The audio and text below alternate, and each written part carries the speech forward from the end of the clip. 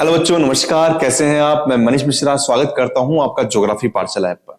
हमारी जो भूगोल की यात्रा चल रही थी उसमें अर्धवार्षिक परीक्षा के पेपर हल कर रहे थे।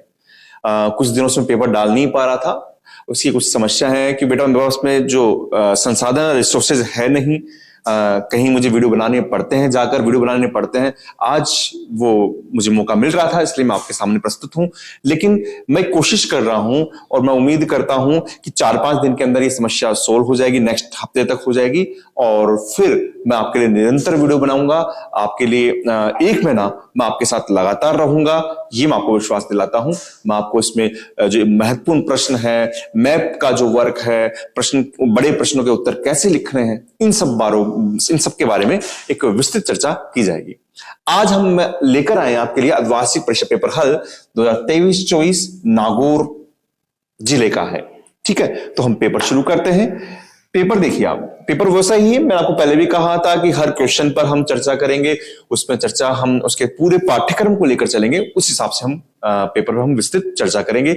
हमारे पास पहला क्वेश्चन जो है वो आप देख सकते हैं, बार बार आ रहा है। और ये क्वेश्चन देखिए, जब क्वेश्चन बार बार आता है पेपर्स में, तो आप ये मान के चलिए, यकीन मानेंगे उस पार्ट में से आएगा। अभी आपको मैं ब्लूप्रिंट भी बताऊंगा कि किस प्रकार से ब्लूप्रिंट बनाया गया है। आपको आने वाले जो वीडियोस है उसमें ब्लूप्रिंट बताऊंगा कि किन चैप्टर में से किस प्रकार के क्वेश्चन आएंगे, हमको तैयारी किस प्रकार से करनी है। पहला क्वेश्चन है, मानव भूगोल अस्थिर पृथ्वी और क्रियाशील मानव के बीच परिवर्तनशील संबंधों का अध्ययन है, ये किसने कहा है? क्वेश्चन कई बार आया है।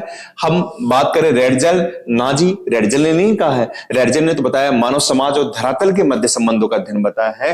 ब्लास ने भी नहीं बताया है। ब्लास ने बताया है कि मानव पृथ्वी पर रहने वाले जो जीव हैं उनका और भौतिक क्रियाओं के मध्य बताया है सैंपल। तो यहां पर उत्तर होगा कुमारी एलन सैंपल। तो देखिए क्वेश्चन कैसे बन रहा है। आप क्वेश्चन में दोबारा बता देता हूं आपको कि यहां पर 3 विद्वान है। एक तो आपके रेडजल साहब हैं जो जर्मनी के हैं, एंथ्रोपोग्राफी पुस्तक है उनकी। एक महिला है, भूगोलविद्ता है, सैंपल है, कुमारी एलन सैंपल है, अमेरिका की है। और एक ब्लास महोदय है। इन तीनों ने क्या करा है, मानव और प्रकृति के मध्य संबंधों को बताया है। तो इन्होंने तो बताया है कि भैया मैं मानव समाज को लूंगा। आपको मैं दोबारा बता रहा हूं, मैं पहले कर चुका हूं, लेकिन एक बार देख सकते हैं। इन्होंने कहा प्रकृति के लिए मैं धरातल को लूंगा और संबंध बताऊंगा, वो संश्लेषित संबंध होंगे। कैसे होंगे? संश्लेषित संबंध होंगे, संश्लेषित संबंध होंगे। ठीक है, परिभाषा बना सकते हैं। जो अब परिभाषा चेंज करेंगे तो कुछ ना कुछ परिवर्तन होगा। इन्होंने कहा कि मैं मानव समाज की जगह क्या लूंगा? क्रियाशील मानव लूंगा। क्रियाशील मानव शब्द बता दिया उन्होंने। और यहां पर कहा अस्थिर पृथ्वी, अस्थिर पृथ्वी। और संबंध कैसे, ये कैसे क्यों? परिवर्तनशील, पारस्परिक परिवर्तनशील संबंधों का अध्ययन बताया। ब्लास महोदय ने कहा नहीं, मैं मानव को नहीं लूंगा, मैं तो पृथ्वी पर रहने वाले हर जीव की बात करूंगा। मनुष्य तो प्रभावित कर ही रहा है, पशु भी प्रभावित कर रहे हैं, तो हम उनको भी लेंगे, ये ब्लास महोदय कहते हैं। तो इन्होंने कहा कि पृथ्वी पर निवास करने वाले जीव, पृथ्वी पर निवास करने वाले जीव, यहां पर बात करी। ठीक है, और यहां पर इन्होंने नाम लिया भौतिक नियम, जो आपकी हवा का चलना है, भूकंप आना है, ज्वालामुखी आना है, जो भी भौतिक नियम होते, भौतिक जो नियम उनको लिया। और यहां पर भी इन्होंने संश्लिष्ट संबंधों को बताया। ठीक है, तो ये परिभाषा तीनों की पूछी जा सकती है। कई क्वेश्चन में ये पूछा गया है कि क्रियाशील मानव, और यहां पर अस्थिर को ब्लैंक कर दिया, यहां पर रिक्त स्थान पूछ लिया। तो इन शब्दों को आपको ध्यान से रखना है। तो यहां पर आपका जो उत्तर होगा वो होगा कुमारी एलन सैंपल। अगला क्वेश्चन, नव निश्चयवाद संकल्पना किसने प्रतिपादित की? ये क्वेश्चन चीख चीख कर कह रहा है कि मैं आऊंगा, और यहां पर इसका उत्तर होगा, आप जानते हैं, ब्लास महोदय। नव निश्चयवाद संकल्पना क्या है आपको बता दिया गया था। पहले हमारी नियतिवाद आती है, जर्मन विचारधारा है जिसमें प्रकृति को प्रमुख बताया गया है। दूसरी विचारधारा जो उसके साथ में आती है, बाद में आती है, जब दिखता है मनुष्य कि मनुष्य तो प्रकृति को अपना प्रमुख मान रहा है, दास मान रहा है, और वो कुछ काम नहीं कर रहा है, विकास नहीं कर रहा है। तो भूगोलवेत्ता ने नई विचारधारा दी, संभववाद विचारधारा। हाँ, और संभववाद विचारधारा कौन लेकर आए थे? संभववाद विचारधारा लेकर आए थे ब्लास महोदय लेकर आए थे, ब्लास महोदय। ठीक है, ब्लास महोदय लेकर आए थे। और फिर जब मनुष्य ने देखा कि इन दोनों के बीच सामंजस्य होना चाहिए, क्योंकि संभववाद विचारधारा में तो मनुष्य ने एक तरीके से त्राहिमाम मचा दिया है, प्रकृति का विनाश करना शुरू कर दिया है, तब विचारधारा आती है नव निश्चयवाद। और इस विचारधारा के नाम आप सुनिए, इस विचारधारा का नाम नव निश्चयवाद विचारधारा भी है, नव निश्चयवाद विचारधारा भी है। इसी का नाम नव नियतिवाद विचारधारा भी है, नवनियतिवाद विचारधारा भी है। और इसी विचारधारा का नाम रुको और जाओ सिद्धांत भी है, रुको और जाओ सिद्धांत है। दी किसने है? ग्रिफिथ टेलर ने दी है, ग्रिफिथ टेलर ने दी है, अमेरिकी भूगोलविद्ता है, उन्होंने इस विचारधारा को दिया है, ग्रिफिथ टेलर साहब ने दिया है। और इन्होंने बताया क्या है यहां पर? इन्होंने बताया है कि प्रकृति और मनुष्य को क्या करना पड़ेगा, एक दूसरे के साथ सामंजस्य बैठाकर काम चलाना पड़ेगा, सामंजस्य बैठाकर काम चलाना पड़ेगा। तो ये विचारधारा है आपकी नव निश्चयवाद। माफ कीजिएगा, इसका उत्तर होगा ग्रिफिथ टेलर। क्या होगा? Griffith Taylor. अगला क्वेश्चन देखिए, बड़ा ही अच्छा क्वेश्चन है, ये आया नहीं था पर अभी तक किसी पेपर में नहीं मिला है, लेकिन इंपॉर्टेंस रखता है इसलिए क्वेश्चन आया है। तो हम देखते हैं क्या है, आपको दिख रहा होगा, मैं जूम कर लेता हूं। तो देखिए आप क्वेश्चन क्या है।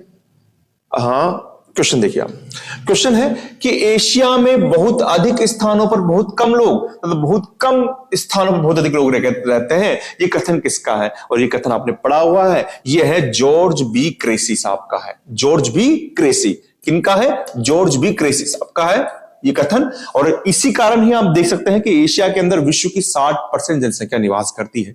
कितनी? 60% जनसंख्या। अगर हम विश्व के अधिक जनसंख्या वाले देशों की बात करें तो चीन आता है, फिर उसके अंदर भारत आता है, पाकिस्तान है, बांग्लादेश है। इन टॉप 10 के अंदर हमारे जो एशिया के देश है वो काफी संख्या में आते हैं। अगला क्वेश्चन, फूलों की कृषि कहलाती है हक फार्मिंग, हक नहीं है ये ट्रक है, ये मिसप्रिंट होगा, ट्रक फार्मिंग, कारखाना कृषि, मिश्रित कृषि, रोपण कृषि। बात हम सबकी करेंगे, थोड़ा सा वीडियो लंबा हो सकता है लेकिन आपको समझ में आएगा। देखिए ट्रक फार्मिंग क्या है? ट्रक फार्मिंग का जो इसका आविष्कार हुआ था अमेरिका में हुआ था। इसके अंदर फूल, फल, सब्जियां आदि सभी की कृषि की जाती है और 24 घंटे के अंदर की कहां की जाएगी? ग्रामीणों में, गांव के अंदर की जाएगी और 24 घंटों के अंदर उन उत्पाद को बाजार में बेचा जाएगा। तो यहां पर आपको समझ में आ रहा होगा फूलों की कृषि का उत्तर क्या होगा? ट्रक फार्मिंग हो जाएगा। अच्छा, और देखते हैं कारखाना कृषि क्या है। कारखाना कृषि समझिए, पहली बात तो कारखाना कृषि एक विकसित देशों की यानी उत्तर पश्चिमी यूरोपीय देशों की कृषि है। यहां पर कारखाने के अंदर तैयार भोजन, जो तैयार भोजन होता है उसको पशुओं को खिलाया जाता है। पशुओं के प्रजनन पर, उनके स्वास्थ्य पर वैज्ञानिक विधियों से ध्यान दिया जाता है। यहां पर कृषि किसकी हो रही है? कारखाना कृषि में विशेष नाम से तो आपको सब्जियां लग रही होगी, अनाज लग रहा होगा, लेकिन यहां पर पशुओं के लिए ध्यान है और तैयार जो उत्पाद होता है, भोजन होता है, वो उनको खिलाया जाता है। मिश्रित कृषि, ये भी क्या है? विकसित देशों की एक विशेषता है। और यहां पर मिश्रित कृषि में क्या क्या आता है? पशुपालन के साथ साथ में कृषि यानी कृषि तो की जाएगी, साथ में पशुपालन भी किया जाएगा, है ना। तो मिश्रित कृषि होती है और मिश्रित कृषि में क्या किया जाएगा? आपकी कृषि भी की जाएगी और साथ में पशुपालन भी किया जाएगा, पशुपालन भी किया जाएगा। और कुछ विशेषता और है कि यहां पर आपके जो कृषि की जाएगी तो पशु के लिए चारा भी चाहिए, तो सस्यावर्तन का ध्यान रखा जाएगा। सस्यावर्तन यानी सस्य यानी होती है फसल, आवर्तन यानी होती है बदल बदल कर बोना, यानी आपने एक बार अनाज बो दिया फिर आपने चारा बो दिया जो पशुओं के काम आ जाएगा, तो सस्यावर्तन का भी ध्यान रखा जाएगा। रासायनिक उर्वरकों का भी प्रयोग किया जाएगा, यंत्रीकरण का भी इसमें विशेष महत्व होगा, यंत्रों का भी इसमें उपयोग किया जाएगा। यह मिश्रित कृषि की विशेषता है जो उत्तरी पश्चिमी यूरोपीय देशों में की जाती है। अच्छा देखिए अगला रोपण कृषि। रोपण कृषि क्या है? रोपण कृषि हम पहले भी बात कर चुके पेपर में, मैं दोबारा बता देता हूं। ये यूरोपीय देशों के द्वारा की जाने वाली कृषि है। यूरोपीय देश की बात करें तो हम इंग्लैंड की बात करते हैं, ब्रिटेन की बात करते हैं, आप यूं समझिए। हम यूरोपीय देश की बात करते हैं तो हमको याद रहेगा ब्रिटेन, ठीक है, आप इतना याद रखिए। हमने बात की यूरोपीय देशों की कहां जाएगी? उपनिवेश क्षेत्रों में। कहां की जाएगी? उपनिवेश क्षेत्रों में। तो हम भारत की बात कर लेते हैं, क्योंकि ब्रिटेन का उपनिवेश कौन रहा था? भारत रहा था। इधर से हम पास में बात करें श्रीलंका की बात कर सकते हैं। तो यूरोपीय देशों के द्वारा उपनिवेश क्षेत्रों में की जाने वाली कृषि को रोपण कृषि कहते हैं, जहां पर इन्होंने क्या किया? वैज्ञानिक तकनीक, वैज्ञानिक तरीकों से उच्च तकनीक के द्वारा इस कृषि को किया, अधिक पैसा लगाया। इनका उद्देश्य केवल और केवल सिर्फ लाभ कमाना था, ठीक है। करी क्यों जाती थी? क्योंकि यहां पर क्या मिल जाता था? सस्ता श्रम मिल जाता था। क्या मिल जाता था? सस्ता श्रम मिल जाता था आराम से। और बड़े क्षेत्र थे, है ना। तो इसलिए इस कृषि को वहां पर किया जा रहा था, ये आप समझ रहे हैं। और बाद में हम बात करेंगे ब्रिटेन ने भारत के अंदर श्रीलंका में किसके लगाए, चाय के बागान लगा देते हैं। या फिर मान लीजिए पश्चिमी अफ्रीका में किसके लगाता है, ये कॉफी के बागान लगा रहा है, कॉफी के बागान, जिसको हम अभी बात करेंगे ब्राजील में फजेंडा कहते हैं, ब्राजील में फजेंडा कहते हैं। और अगर हम पश्चिमी द्वीप समूह की बात करें, पश्चिमी द्वीप समूह की बात करते हैं, तो वहां पर आप इसमें ले सकते हैं, जैसे हम किसके लेंगे, हम इसमें ले सकते हैं गन्ना, क्या ले सकते हैं, गन्ना का, ठीक है। मलेशिया में रबर का ले सकते हैं। तो ये प्रश्न हो गया, हमारा उत्तर पहले आ चुका था ट्रक फार्मिंग में, मैं बाकी की बात कर रहा था। अगला क्वेश्चन है, लीजिए, जनसंख्या वितरण को प्रभावित करने वाले कारक, इनसे आर्थिक कारक कौन सा नहीं है। ऑप्शन है खनिज, जलवायु, नगरीकरण, औद्योगिकरण। इस क्वेश्चन को हम थोड़ा अच्छे ढंग से समझ लेते हैं, फिर उसके बाद में हम आएंगे यहां पर। आप देखिए, जनसंख्या वितरण को प्रभावित करने वाले कारक की बात करें तो मैं खुद की बात करूंगा, आप खुद पर लीजिए कि आप कहां पर रहना पसंद करेंगे, कहां पर आपकी जनसंख्या यानी कहां पर आप वितरण बसाओ बसाओ करना पसंद करेंगे। तो इसको प्रभावित करने वाले कारक मैं पहला तो लेता हूं भौगोलिक कारक। भौगोलिक कारक में मुझे भैया सबसे पहले तो जल चाहिए भैया, तो पहला कारण हो गया जल की उपलब्धता, है ना, जल का उपलब्धता।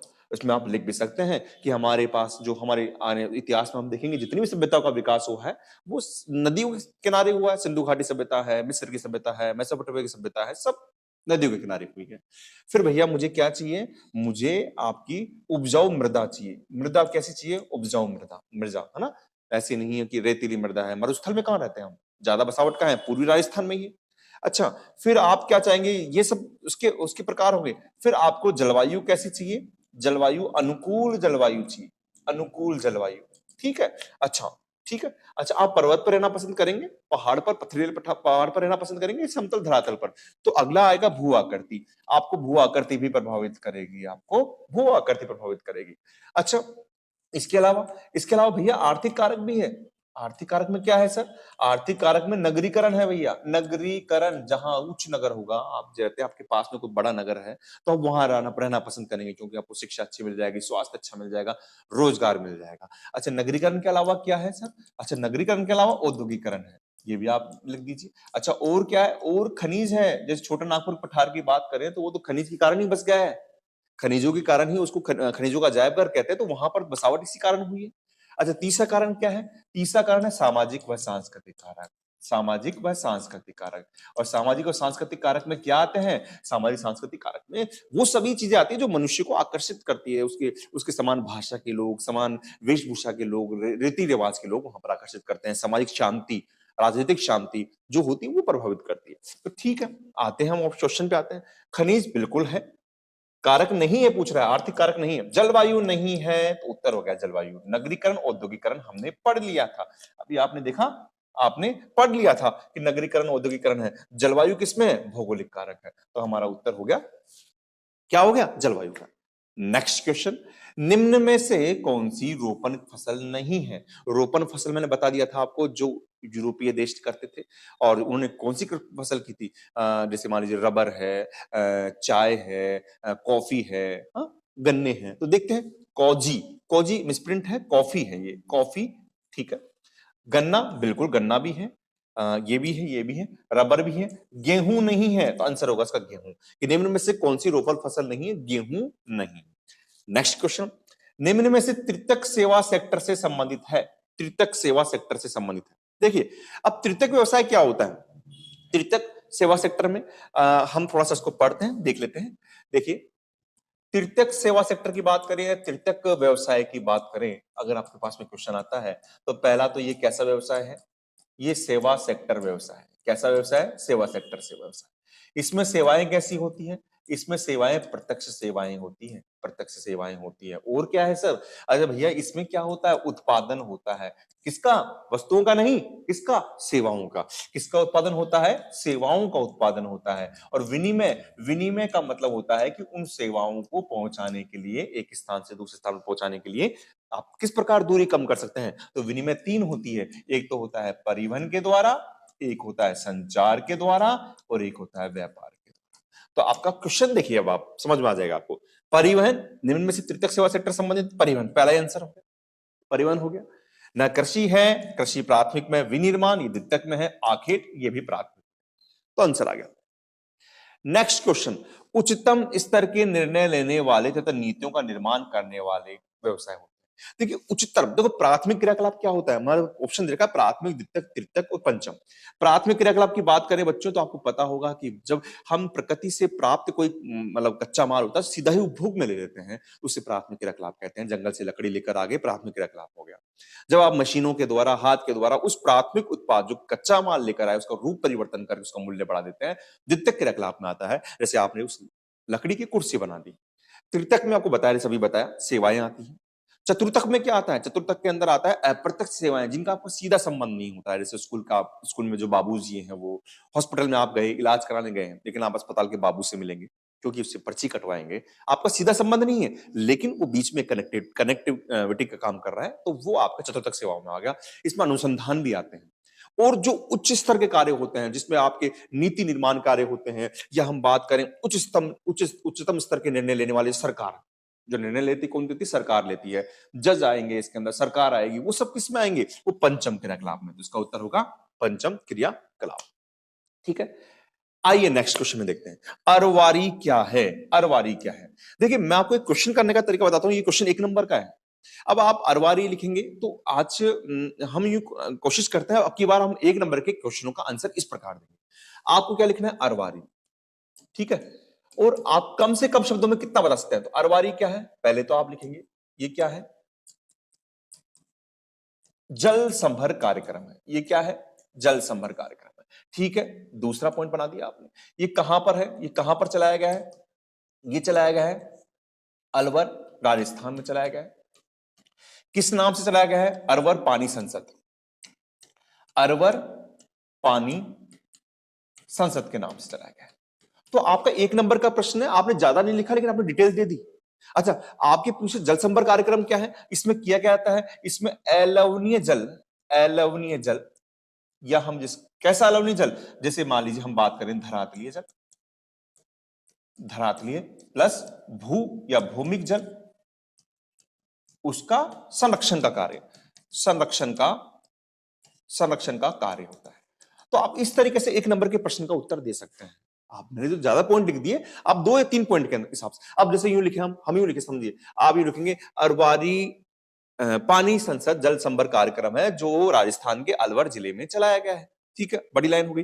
और आपने एक अरवारी लिखा, सीधा आपने ये बताया कि अच्छा जल संभर कार्यक्रम है, कहां पर चलाया गया, अलवर राजस्थान चलाया गया है। अच्छा, इसका पूरा नाम क्या है, अरवारी पानी संसद है। अच्छा, काम क्या है, अलवर अलावनी जल, धरातलीय प्लस भूमिक जल के संरक्षण का कार्य। यही का यही पैटर्न बेटा आरएस परीक्षा में अपना जाता है। जब आरएस परीक्षा में जब मेंस का एग्जाम दिया जाता है, तो वहां पर इसी तरीके से क्वेश्चन का आंसर दिया जाता है। ठीक है, तो हम इस तरीके से करने की कोशिश करेंगे जिससे आप अच्छे नंबर प्राप्त कर सके और एग्जामिनर को इंप्रेस भी कर सके। नेक्स्ट क्वेश्चन देखिए आप, पवन हंस क्या है और ये किन 2 क्षेत्रों में सेवा प्रदान करता है। पवन हंस क्या है, अब देखिए पवन हंस क्या है, तो पवन हंस क्या है, एक हेलीकॉप्टर सेवा है, हेलीकॉप्टर सेवा है। और इसकी विशेषता क्या है, इनकी इस विशेषता तो यहीं से आप अंडरलाइन कर सकते हैं। पहला तो क्या करता है, ये पर्वतीय क्षेत्रों में पर्यटन की सुविधा उपलब्ध कराता है। दूसरा, ये क्या काम आता है, विशेषता का काम आता है, जो पेट्रोलियम जो क्षेत्र होते हैं, पेट्रोलियम उत्पादक क्षेत्र होते हैं, पेट्रोलियम उत्पादक क्षेत्रों में भी ये क्या करता है, सेवा उपलब्ध कराता है, सेवा उपलब्ध करवाता है। अब आपकी मर्जी है, आप चाहे लिख सकते हैं, पूरा पैराग्राफ लिख सकते हैं कि पवन हंस एक हेलीकॉप्टर सेवा है, इसके निम्न लाभ हैं, पहला पर्वतीय क्षेत्रों में पर्यटन सुविधा उपलब्ध कराना, दूसरा पेट्रोलियम उत्पादक क्षेत्रों में सेवा उपलब्ध करवाना। आप उस तरीके से भी कर सकते हैं, लेकिन यहां पर आपका क्वेश्चन जो 1 नंबर का है, वो आपकी जो आप लिखना चाहते हैं वो सब कुछ लिख चुके हैं। नेक्स्ट क्वेश्चन देखिए, भारत के किन्हीं 2 कृत्रिम पत्तनों के नाम लिखिए। अब देखो ये क्वेश्चन दोबारा आया है, पहले भी आया था, मैं शायद आप भूल गए होंगे क्योंकि काफी टाइम हो गया। आपको याद होना चाहिए कि पतन क्या होता है और बंदरगाह क्या होता है। हम विशेषकर पतन और बंदरगाह के लिए हम एक ही शब्द यूज करते हैं, लेकिन दोनों अलग अलग है। भैया बंदरगाह क्या होता है बेटा, ये प्राकृतिक होता है, जबकि ये क्या होता है, कृत्रिम होता है। ये क्या होता है? कृत्रिम होता है। लेकिन हम एक ही शब्द यूज कर लेते हैं। बंदरगाह क्या होता है? जब प्राकृतिक होता है तो ये गहरे जल में निर्मित होता है, गहरे जल में निर्मित होता है। जबकि ये कौन से जल में निर्मित होता है? ये उथले जल में निर्मित होता है, जो कि हम बना रहे हैं पत्थर को काट के। जैसे विशाखापट्टनम बंदरगाह की बात करें, डॉल्फिन नाम की चट्टानों को काटकर बनाया गया है और उसके बाद में उसमें रेत को हटाकर बनाया गया है, तो कृत्रिम बंदरगाह है। हम हल्दिया की बात करते हैं तो वो भी कलकत्ता बंदरगाह का जो है उसकी उसको उसके लिए उसमें भार को कम करने के लिए बनाया गया है। हम जवाहरलाल जो नेहरू पतन है उसकी बात कर सकते हैं, वो मुंबई बंदरगाह के भार को कम करने के लिए बनाया गया। तो ये बंदरगाह बनाए गए हैं, तो गहरे जल में बनाया गया है। यहाँ पर जहाज लंबे समय तक रुकते हैं, जहाज लंबे समय तक रुकते हैं, जबकि यहां पर जहाज कम समय के लिए रुकते हैं, कम समय। ये अंतर है। और इसके दो उदाहरण पतन की पूछ ली तो पहला तो आप ले सकते हैं विशाखापट्टनम बंदरगाह, इसने सीधा यही पूछा है। तो कहां पर है वो? आपके आपके कहां पर है? आंध्र प्रदेश में है। और दूसरा आप ले सकते हैं, कोई सा उदाहरण ले सकते हैं, जैसे आपने मान लीजिए ले लिया, आपने जवाहरलाल नेहरू ले लिया, जवाहरलाल नेहरू ले लिया, ये कहां पर है? ये महाराष्ट्र में है। आप एक और ले सकते हैं, हल्दिया ले लिया, वो कलकत्ता में। ठीक है। नेक्स्ट क्वेश्चन, इंदिरा गांधी नहर की संकल्पना किसने दी? यह किस बांध से निकाली गई है? ये क्वेश्चन पहले कितनी बार आया था, मैंने काफी विस्तार से बताया था, मैं दोबारा चर्चा करता हूं। इंदिरा गांधी नहर, इंदिरा गांधी नहर बात करते हैं हम, तो ये कहां पर है? पश्चिमी राजस्थान। तो भैया ये पश्चिमी राजस्थान की गंगा है, पश्चिमी राजस्थान की गंगा है, क्योंकि वहां पर इन्होंने पानी की समस्या को सुलझा है। अच्छा, इसको मरुगंगा भी कहते हैं। क्या कहते हैं? मरुगंगा भी कहते हैं। बात होती भाई करी किसने? जनक कौन है इसके? तो जनक की बात करते हैं हम। देखो, जनक इसके हैं कंवर सेन। कौन है? कंवर सेन। ये कहां के? बीकानेर के इंजीनियर है, बीकानेर के इंजीनियर है। सबसे पहले कब करी इन्होंने बात? इन्होंने 1948 में करी थी। कब करी थी? 1948 में की थी। इनकी किताब का नाम था बीकानेर राज्य के लिए, राज्य के लिए पानी की आवश्यकता, पानी की आवश्यकता, वहां बात की थी। अच्छा, को प्रेरणा, इन्होंने कहा कि मुझे प्रेरणा कहां से मिल रही है? गंग नहर से मिल रही है। कहां से मिल रही है? गंग नहर से मिल रही है। और इसमें क्वेश्चन क्या पूछा गया था आपसे? क्वेश्चन पूछा गया था कि संकल्पना किसने दी? तो कंवर सेन ने दी, बीकानेर राज्य की थी, कंवर सेन ने दी, आप इसमें लिख सकते हैं। और 1948 से बीकानेर राज्य के पानी की आवश्यकता में उन्होंने इस बारे में बताया। ठीक, इतना लिख सकते हैं। और हम चर्चा करें कि 30 मार्च 1958 के अंदर इसका उद्घाटन हुआ। कौन करते हैं? गोविंद वल्लभ पंत करते हैं, गोविंद वल्लभ पंत साहब करते हैं। लेकिन जो पानी छोड़ा गया था वो 1961 में छोड़ा गया था, और हमारे उपराष्ट्रपति प्रथम डॉक्टर सर्वपल्ली राधाकृष्णन इनका उद्घाटन करते हैं, पानी छोड़ते हैं। और सबसे पहले ये मतलब कहां से निकाली गई, ये भी क्वेश्चन आया हुआ है। तो ये निकाली गई सतलज प्लस व्यास के संगम पर एक बैराज बना हुआ है, हैरी के बैराज, हरी के बैराज पंजाब में, ये वहां से निकाली गई है और हमारे राजस्थान में प्रवेश करती है, हनुमानगढ़ में मसीतावली में प्रवेश करती है। ठीक है, तो ये क्वेश्चन हो गया आपका। एक नंबर का क्वेश्चन चल रहा है, आधा आधा नंबर है, आधा नंबर का वो है, आधे नंबर का वो है। मानव विकास के आधार स्तंभों को वर्णन कीजिए, मानव विकास के आधार स्तंभों को वर्णन कीजिए। ठीक है, अब देखिए आपके पास भी क्वेश्चन आ जाए तो आपकी जिम्मेदारी बनती है कि आधार स्तंभ के तो बताएंगे ही, ये क्वेश्चन ज्यादा बड़ा नहीं, एक नंबर का ही है, लेकिन आप इसके अंदर ये भी बताएंगे कि भाई मानव विकास क्या है। तो आप हल्का सा आप यूं क्वेश्चन देंगे, आप उत्तर लिखेंगे, उत्तर लिख के लिखेंगे मानव विकास अवधारणा, इतना सा लिखेंगे। किसने दी? डॉक्टर महबूब उल हक साहब ने दी। कहां के? पाकिस्तान के। खत्म बात, इतना ही। ठीक है, क्योंकि एक नंबर का प्रश्न है, ज्यादा नहीं है, क्योंकि इसमें तो हमने बता दिया। अच्छा, फिर इसके बताएंगे इसके स्तंभ, मानव विकास के स्तंभ, मानव विकास के स्तंभ। पहला आपने यूं लिया, कैसे भी कर लीजिए, पहला आपने ले लिया समता, समता, और सामने इसकी एक लाइन में आपने लिख दिया कि सभी मतलब सभी को समान अवसर प्रदान करना, समान विकास करना। दूसरा आपने लिख दिया सतत पोषणीयता, सतत पोषणीयता। इसका मतलब क्या है कि भाई आप नवीन पीढ़ी का विकास तो कर ही रहे हैं, साथ में भविष्य की पीढ़ी के लिए भी संसाधन संरक्षित रहे, उस हिसाब से काम करना। तीसरा क्या है आपका? उत्पादकता, उत्पादकता। इसके अंदर आप लिखेंगे उत्पादकता में कि किसी व्यक्ति या समाज में ऐसी क्षमता का विकास करना जिससे वो किसी भी समाज या फिर देश के लिए एक उपयोगी सिद्ध हो, उत्पादक सिद्ध हो। और चौथा है सशक्तिकरण। इसके अंदर आप लिखेंगे कि आप किसी भी जनसंख्या को, किसी भी क्षेत्र की जनसंख्या को इतना मजबूत करना जिससे वो देश के योगदान में, देश के लिए काम आ सके, उनमें क्षमता का विकसित करना। तो आपने ये लिखा और मानव विकास के स्तंभ लिखे, समता, सतत पोषणीयता, उत्पादकता, सशक्तिकरण, और इनके बारे में एक एक लाइन लिख दी बस। ये 1 नंबर के लिए इनफ है, पर्याप्त है, आप ऐसा कर सकते हैं। नेक्स्ट क्वेश्चन देखिए, स्वच्छंद उद्योग क्या है, इसकी 2 विशेषताएं लिखिए।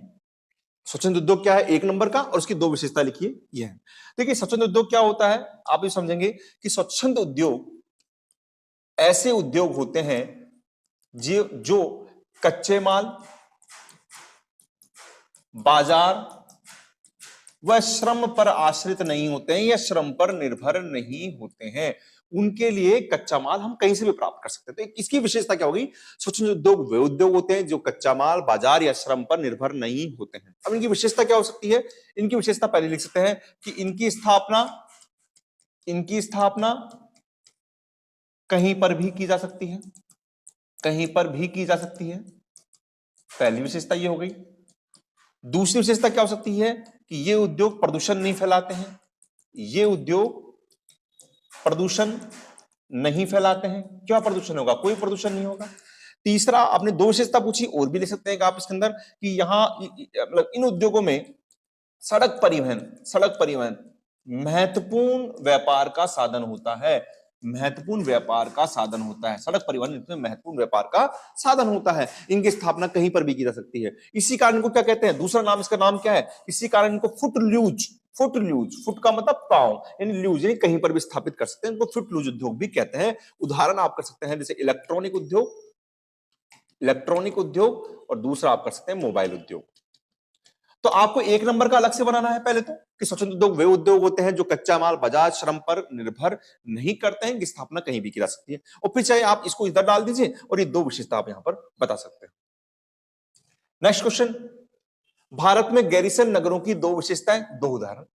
गैरिसन नगर, तो गैरिसन नगर क्या होते हैं, गैरिसन नगर भारत में ब्रिटिश काल में स्थापित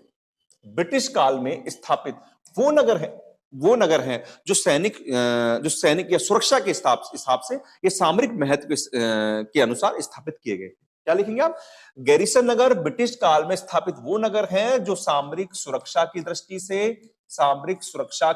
से स्थापित किए गए थे, जहां पर आपके हथियार व सैनिकों का निवास होता है। उदाहरण आप लिख सकते हैं जैसे अंबाला लिख दिया आपने हरियाणा में, अंबाला लिख दिया आपने हरियाणा में लिख दिया आपने, महू लिख दिया मध्य प्रदेश में, आपने उधमपुर लिख दिया, आप इसमें लिख सकते हैं उधमपुर आपके जम्मू एंड कश्मीर में है, ठीक है। जालंधर लिख सकते हैं आप पंजाब में। तो कई आप इसमें उदाहरण लिख सकते हैं। नेक्स्ट क्वेश्चन देखिए आप, नेक्स्ट क्वेश्चन क्या है, भारतीय कृषि की 4 समस्याओं के नाम लिखिए। भारतीय कृषि की 4 समस्याएं, भारतीय कृषि की समस्याएं तो बहुत है, आप 9th क्लास से पढ़ रहे हैं। आप लिखेंगे पहली बात तो कि आप मतलब इसको शुरू करने से आप पहले डाल सकते हैं, क्योंकि 2 नंबर का प्रश्न आप डाल सकते हैं कि भारत एक कृषि प्रधान देश रहा है ना, ठीक है। और फिर इसमें लिखते हैं जहां पर मतलब भारत की बहुत बड़ी जनसंख्या जो है वो कृषि पर निर्भर होने के कारण ये जो हमारी कृषि है वो कई समस्याओं से घिरी हुई है, जो निम्न प्रकार है। पहली, अनियमित मानसून 2 नंबर का है तो बस एक लाइन से करेंगे, ज्यादा नहीं लिखेंगे, कि अनियमित मानसून की जो हमारे यहाँ पर जो कृषि होती है वो मानसून पर निर्भर होती है। अगर मानसून सही होता है तो कृषि उत्पादकता भी सही होती है, नहीं तो जो किसान होते हैं वो कर्ज के बोझ के तले दब जाते हैं। दूसरा, आप इसमें ले सकते हैं निम्न उत्पादकता, जो हमारे पास में जो बीज होते हैं वो भी क्या होते हैं, निम्न उत्पादक होते हैं। तो आप लिखते हैं कि हमारे पास में गेहूं या चावल जो फसल होती है वो कनाडा या जो मैक्सिको या इनकी जो यूरोपीय देश है उनकी तुलना में हमारी जो पैदावार कम होती है। तीसरा आप इसमें ले सकते हैं ऋणग्रस्तता व वित्तीय संसाधन। ये भी एक समस्या है कि हमारे किसानों के पास पैसा नहीं है। पैसा नहीं है तो उनको खेती भी करनी है, वो उधार लेते हैं। उधार लेके वो एक उम्मीद में खेती करते हैं कि भाई फसल होगी, काम हो जाएगा। लेकिन जो अनियमित मानसून है, फसल नहीं होती है, वो कर्ज कर लेते हैं, फिर वो अगली बार वापस ऐसा ही करते हैं, तो धीरे-धीरे कर्ज के बोझ की तरह दब जाते हैं और लास्ट में जो आपको पता है, उनको आत्महत्या करनी पड़ती है। तो एक ये भी समस्या है। चौथा है भू सुधारों या भूमि सुधारों की कमी। भूमि सुधारों की कमी। हम आपको पता है कि पहले जब 1947 से पहले जब अंग्रेज थे तो कई व्यवस्था थी, रायतवाड़ी थी, महलवाड़ी थी, जमींदारी प्रथा थी। वहां पर जो भूमि थी वो एक वर्ग के पास में थी, बाकी लोग तो काम करते थे। तो ये समस्या चलती रही। तो ये भूमि सुधारों के काम के कारण क्या हुआ कि मजदूर जो थे, कृषि मजदूर थे, वो केवल मजदूर के रूप में काम करने लगे, उनके पास भूमि नहीं थी। तो एक ये भी समस्या थी। आप इसमें लिख सकते हैं कि जो कृषि के जैसे महलवाड़ी कर सकते हैं आप, रेतवाड़ी कर सकते हैं, ये कई समस्या थी। पांचवा आप इसमें कर सकते हैं कृषि जोतों का छोटा आकार।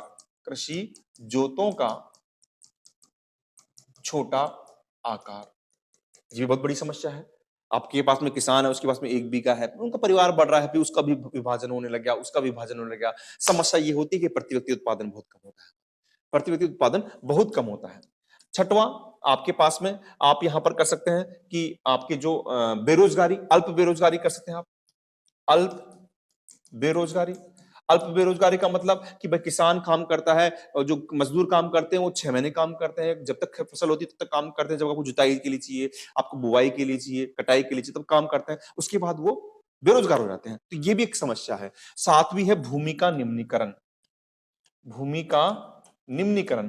भूमि का निम्नीकरण आप यूं समझ सकते हैं कि मतलब देश की इतनी बड़ी जनसंख्या भूमि पर निर्भर है, तो भूमि का गहनतम उपयोग होता है, जिसके कारण भूमि में कई समस्या आती है, भूमि बंजर हो जाती है। और जहां पर पानी के लिए सिंचाई की व्यवस्था हो रही है, जैसे हमारे हनुमानगढ़, हम राजस्थान में बात करें, गंगानगर हनुमानगढ़ की बात करते हैं, तो वहां पर सेम की समस्या हो रही है, इंदिरा गांधी नहर के कारण, है ना, सेम की समस्या हो रही है। तो ये सब समस्या ही हमारी कृषि की समस्या है। आप शानदार तरीके से पॉइंट्स लिखिए और आप कर सकते हैं। कभी कभार बेटा क्या होता है, टाइम कम होता है, अब अगर समय कम रह गया तो आप केवल पॉइंट्स के द्वारा भी आप अच्छे आंसर ले सकते हो। एक एक लाइन लिखिए, ज्यादा नहीं, एक एक लाइन, क्योंकि क्वेश्चन क्या है, केवल 2 नंबर का है, ये ध्यान रखिएगा, है ना। इसके हिसाब से अगर यही बड़ा प्रश्न होता तो इसमें काफी चीज लिखते। अगला, अब ये 3 नंबर का प्रश्न हो गया। देखिए 4 समस्या है, देखिए आधा आधा आधा, मैंने आपको 8 बता दी, आपको तो केवल वो लिखनी है। अगला, रोपण कृषि से क्या क्या आस है, 1 नंबर का। और भूमध्य सागर कृषि की विशेषता बताओ, है ना, 4 विशेषता बताओ। तो पहला, रोपण कृषि क्या होती है, 1 नंबर का है। तो रोपण कृषि में आपको बता चुका हूं कि यूरोपीय देशों के द्वारा उष्ण कटिबंधीय देश क्षेत्रों के अंदर जो उपनिवेश क्षेत्र में की जाने वाली ऐसी कृषि जो अधिक लाभ कमाने के उद्देश्य से की गई थी। पहला फैक्टर तो देखो, पहला तो क्या है, यूरोपीय देश कर रहे हैं, कहां कर रहे हैं, उष्ण कटिबंधीय क्षेत्र में कर रहे हैं। क्यों कर रहे हैं, अधिक लाभ कमाने के उद्देश्य से कर रहे हैं। कैसे कर रहे हैं, उन्होंने अधिक पूंजी का निवेश किया है, तकनीक का निवेश किया है। क्यों किया है, क्योंकि वहां पर आपको सस्ता श्रम मिल जाएगा, वहां पर आपको बड़े क्षेत्र मिल जाएंगे। तो ये चीजें इनमें से आप लिख सकते हैं। तो समेटना है तो कैसे लिखेंगे, रोपण कृषि आपने लिख दिया, आपने इसमें लिख दिया कि यूरोपीय देशों के द्वारा, यूरोपीय देशों के द्वारा, और आपने लिख दिया उष्ण कटिबंधीय क्षेत्रों में। दूसरा पॉइंट डाल दिया आपने कि अधिक लाभ कमाने के उद्देश्य से, अधिक लाभ कमाने के उद्देश्य से। तीसरा लिख दिया आपने अधिक पूंजी, अधिक पूंजी व तकनीक का निवेश, मतलब ज्यादा नहीं है, आपने पूरी लाइन लिख दी। फिर आपने लिख दी, क्यों लिख दिया, सस्ता श्रम उपलब्ध, सस्ता श्रम उपलब्ध हो जाता है। अब ये 1 नंबर का प्रश्न है। फिर आपने कुछ और भी लिख दिया, जैसे ब्रिटेन की बात करें तो ब्रिटेन भारत में क्या करता है, भारत और श्रीलंका में क्या करता है, चाय के बागान लगाता है, चाय के बागान लगाता है। अच्छा, मलेशिया में किसके बागान लगाता है, मलेशिया में भाई साहब ये रबर के बागान लगा लेता है। ठीक है, पश्चिमी द्वीप समूह में किसके लगा लेता है, गन्ने के लगा लेता है। इस तरीके से लिखना आपको, 1 नंबर का प्रश्न है, ज्यादा भी नहीं है, लेकिन आपने पॉइंट्स के द्वारा अपनी बात को रख दिया है। तो ये जितना चार्ट बनाएंगे, जितना आप ऐसे करेंगे डायग्राम के द्वारा, अच्छे नंबर आ जाएंगे। अच्छा, नेक्स्ट क्या था, भूमध्य सागर कृषि। तो भूमध्य सागर कृषि क्या है, इसकी विशेषता, पहली बात तो भूमध्य सागरीय क्षेत्रों में की जाती है। हाँ, जो भूमध्य सागर में उत्तरी अफ्रीका के ट्यूनीशिया, दक्षिण यूरोप का अटलांटिक का तट है, वो है। तो पहला क्षेत्र जो इसका क्षेत्र हो गया आपका, हो गया भूमध्य सागरीय तटवर्ती क्षेत्र, जिसमें क्या है आपका उत्तरी अफ्रीका के ट्यूनीशिया, ट्यूनीशिया से अटलांटिक तट तक, अटलांटिक तट तक। दूसरा आप लिख सकते हैं दक्षिणी कैलिफोर्निया, दक्षिणी कैलिफोर्निया। आप निश्चिंत रहिए, मैं आपको एक एक नक्शे में एक एक चीज कराऊंगा। तीसरा आप लिख सकते हैं दक्षिणी कैलिफोर्निया के अलावा आप क्या लिख सकते हैं, आप लिख सकते हैं मध्य चिली, मध्य चिली। चौथा आप लिख सकते हैं इसके अंदर आपके दक्षिणी पश्चिमी ऑस्ट्रेलिया। तो एक विशेषता तो ये हो गई। आप अगला लिख सकते हैं कि यहाँ पर शीतकाल में वर्षा होती है, और एक लिख सकते हैं कि यहाँ पर खट्टे रसदार फलों की कृषि की जाती है, जिसमें अंगूर हो गया, जैतून हो गया, ठीक है, अंजीर हो गया, इनकी कृषि की जाती है। ये विशेषता इनकी। नेक्स्ट क्वेश्चन देखिए।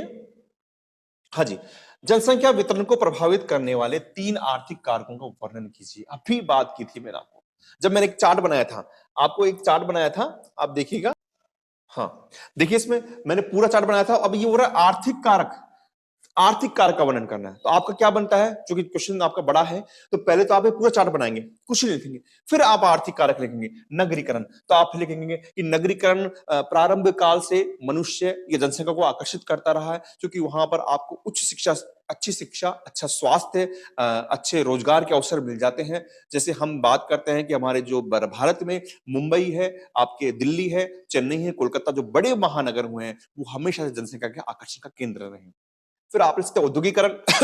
औद्योगिकरण में लिख सकते हैं कि जो छोटा नागपुर का पठार का क्षेत्र की बात करेंगे, कि जब वहां पर द्वितीय पंचवर्षीय योजना के अंदर जब उद्योगों पर ध्यान दिया गया, तो वहां पर उद्योगों की स्थापना होती है, और चूंकि एक बड़ी अर्थव्यवस्था छोटी अर्थव्यवस्था को जन्म देती है। देखो बेटा, प्रश्न आप ये मत सोचिए कि इस चीज को हमने उस पाठ में पढ़ा था, इस चीज को आप उस पाठ में पढ़ा था, नहीं, आप चीजों को जोड़ना सीखें। औद्योगिकरण में आप जोड़ सकते हैं, क्योंकि जो बड़ी अर्थव्यवस्था छोटी अर्थव्यवस्था को जन्म देती है, तो यहां पर जब उद्योगों की स्थापना होती है, तो जनसंख्या का बसाव होने लगता है। उन क्षेत्रों के आगे चारों तरफ जनसंख्या का बसाव होने लगता है। तो प्रमुख कारण कौन सा हुआ, औद्योगिकरण। यहीं पर ही छोटा नागपुर पठार में खनिज भी लिख सकते हैं, क्योंकि जो छोटा नागपुर का पठार है, न तो वहां पर मिट्टी अच्छी है, ना आप देखेंगे पानी की अच्छी व्यवस्था है, ना वहां पर धरातल कोई उपजाऊ है, तो फिर वहां जनसंख्या क्यों है, खनिज के कारण है। खनिज एक आर्थिक कारक है, और वो खनिजों का अजायब घर कहा गया है हमारे भारत का। तो खनिजों के कारण वहां पर जो रोजगार के हिसाब से, आपको पता है कि हम झारखंड की बात करते हैं, बिहार की बात करते हैं, तो बिहार से, उड़ीसा से, यूपी से जो मजदूर होते हैं वहां पर काम करने चले जाते हैं, प्रवास होता है, तो वहां पर जनसंख्या का बसाव पाया जाता है। इस तरीके से आप इसमें आंसर लिख सकते हैं।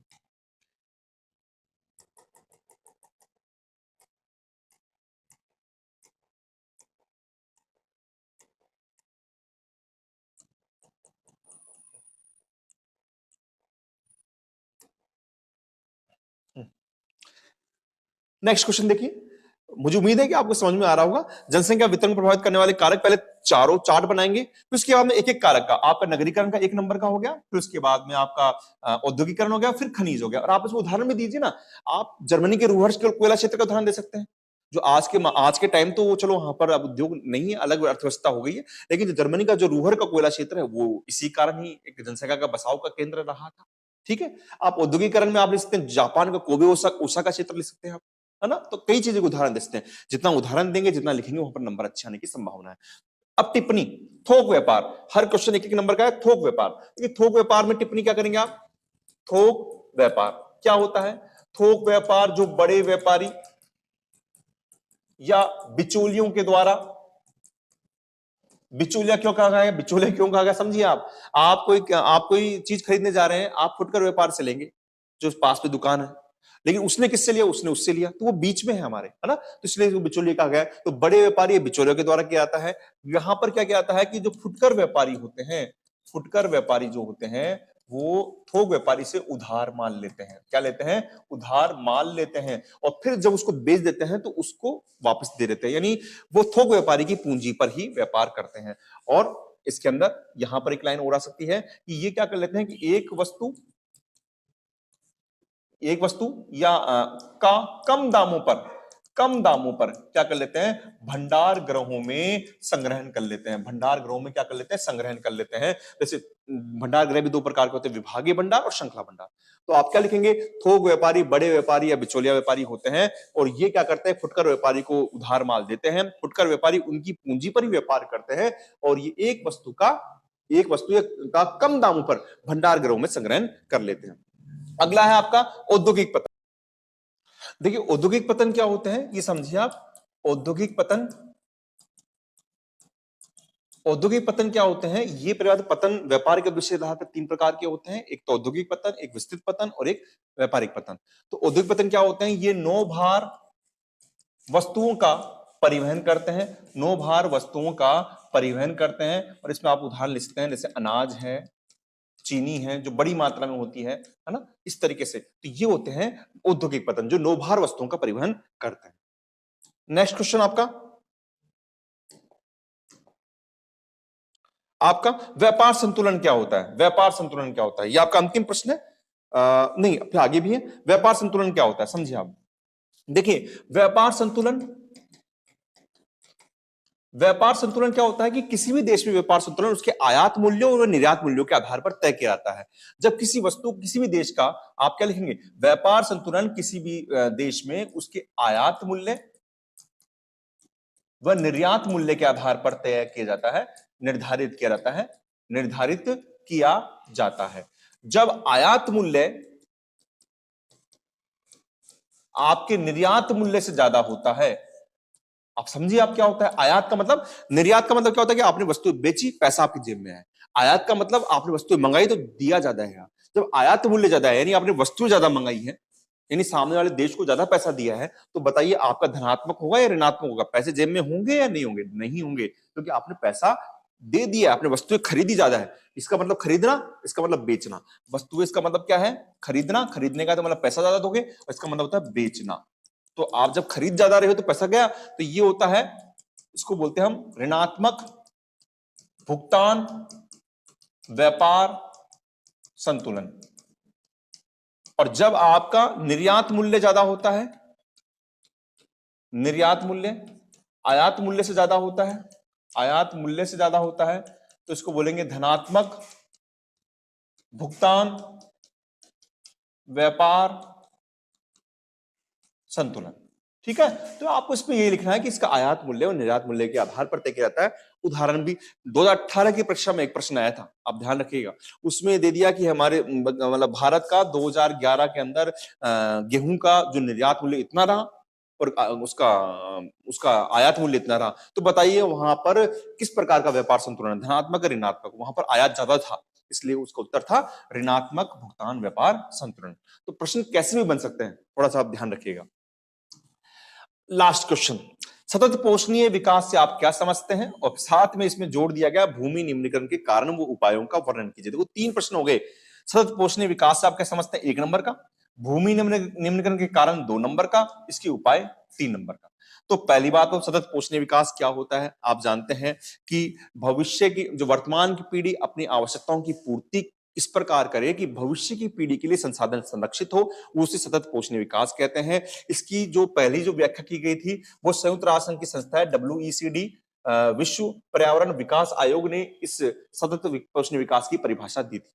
ठीक है, तो आप इसमें शुरुआत ऐसे कर सकते हैं कि संयुक्त राष्ट्र संघ की संस्था WECD, यानी इसका मतलब है कि विश्व पर्यावरण विकास आयोग ने ब्रटलैंड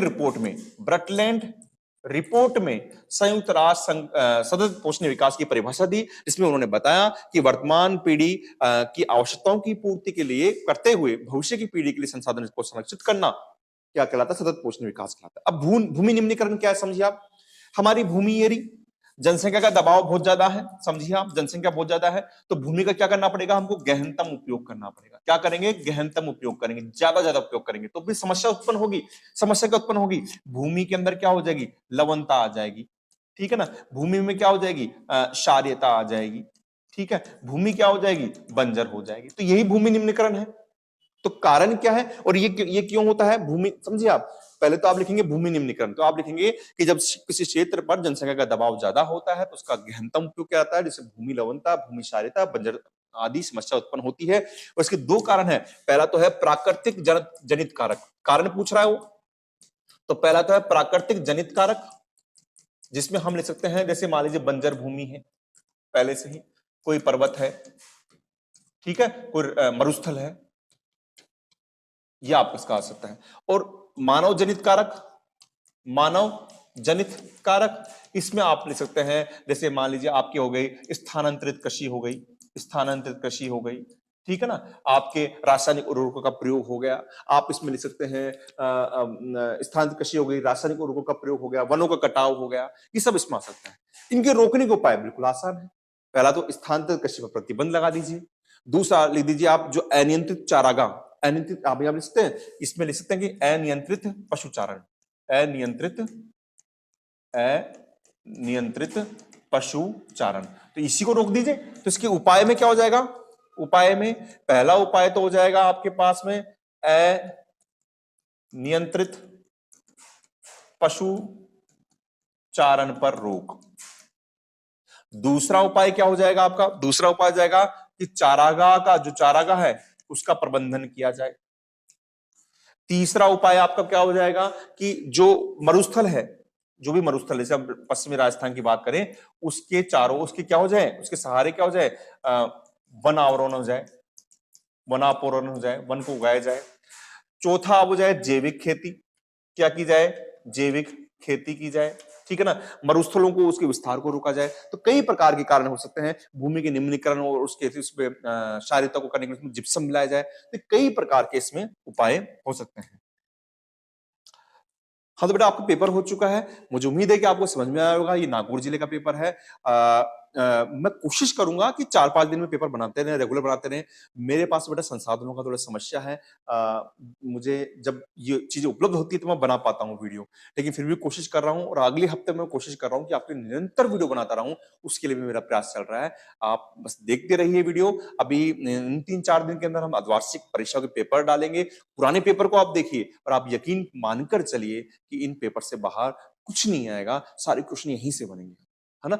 इनके जो बड़े क्वेश्चन है हम वो भी करेंगे बाद में, हाँ पहले हम छोटे क्वेश्चन करें। ठीक है बेटा, आप यूं ही पढ़ते रहिए, यूं ही आगे बढ़ते रहिए। मैं मिलूंगा नेक्स्ट क्लास में एक नेक्स्ट जिले के साथ में, अर्धवार्षिक परीक्षा के पेपर के साथ। Thank you.